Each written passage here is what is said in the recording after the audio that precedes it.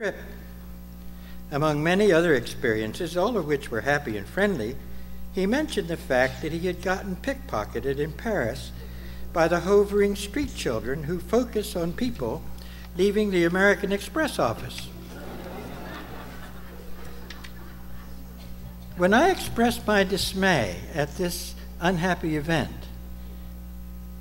Jim quietly and with deep sensitivity said, "Well, these little kids have to make a living too." That's Dr. Yamazaki. As some of you may know, Jim was a soldier and fought for our country in World War II. He was with the American Army in the European theater and was captured by the Germans during the Battle of the Bulge in France.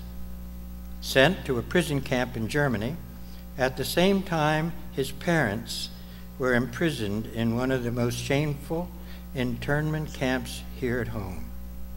After a number of months, Jim managed to escape the prison camp and reunite with the American Army.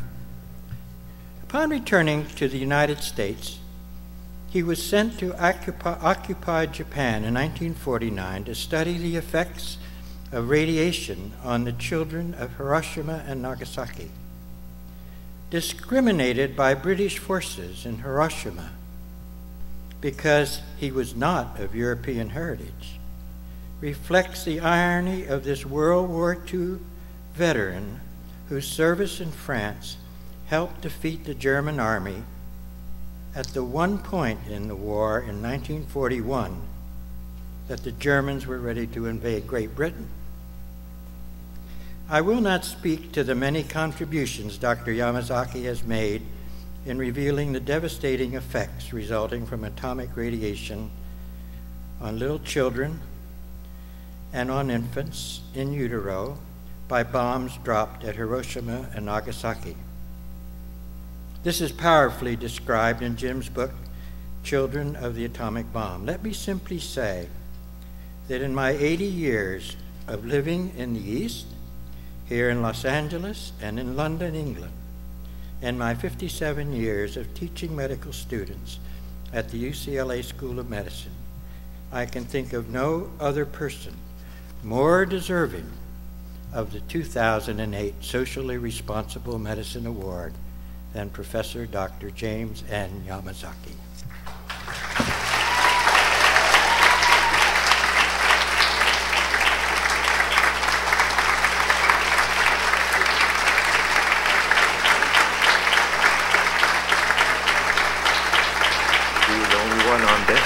As we approached Japan, and then the silhouette of the islands began to appear. It was quite emotional. But we had finally come back to the land where my father and mother had come from. I went to Japan to study the long-term effects, in fact, the lifetime effects of the atomic bomb on the survivors.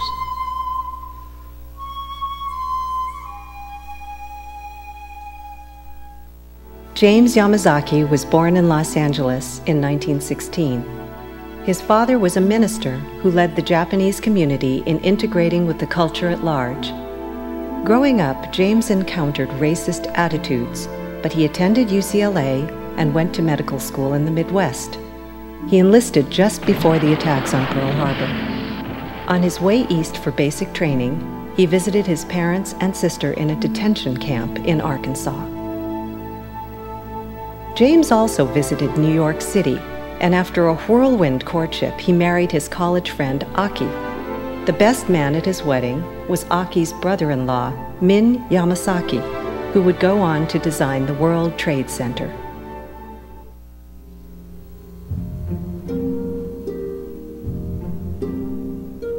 I went to Nagasaki as the only American representative there, as physician in charge. The dean advised me that I should develop our contact with Dr. Shirabe, who was there at the time of the bombing, told us of what happened. I was sitting at his desk when all of a sudden he heard this sort of a swooshing sound, and then there was this big blast, and the ceiling fell over him, buried him. It turned blacker than night, he said. Couldn't see, and so he thought this was the end, whatever it was. And then gradually the air started to clear, and there was pandemonium everywhere. All the wooden structures in the surrounding area was burning, and they said it's a roaring fire. People's faces were swollen, burnt, and were lying prostrate on the ground. Many of them were dead. Certainly there were those who were very angry. How could they, as humans, use a weapon of this nature? They didn't know, in a way of saying there's a ticking bomb inside of them, and when was it going to explode? And once the finding of leukemia became very prominent, a thorough search for other types of cancer was made.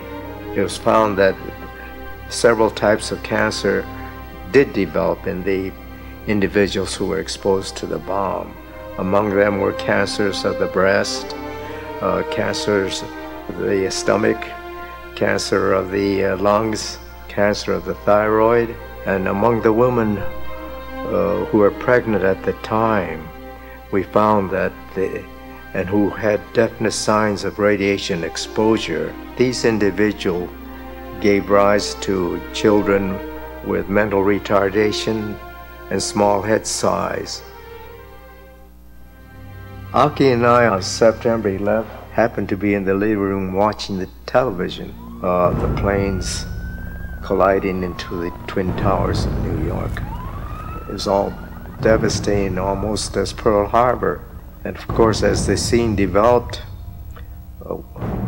we wondered, what if this had been an atomic bomb? The people in the immediate vicinity, within 500 meters, say, they would all have been dead in 5 minutes. And at a distance of about a mile, in 7 minutes, the population would all have been killed.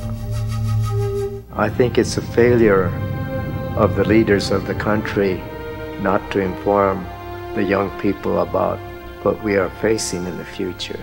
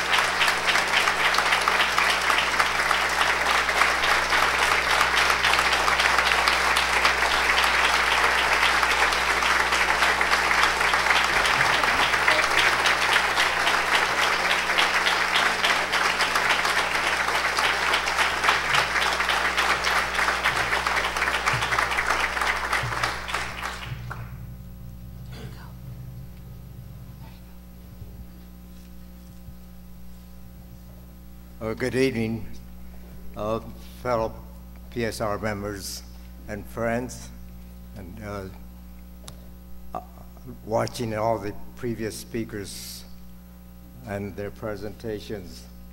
I'm very impressed by the human condition that wells in the music, in pictures, and in the words that's been presented this night.